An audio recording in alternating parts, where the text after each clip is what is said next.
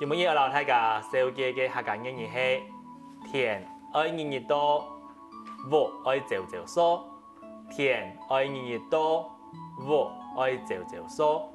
當到事情就唔係一朝一夕就得來完成嘅。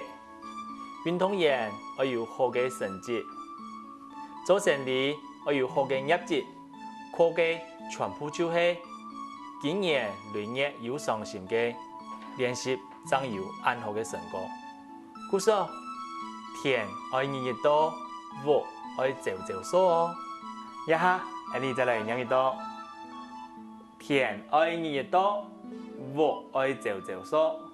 田愛日日多，屋愛朝朝疏。客家谚語是蒙太嘅書看，按子說講來了。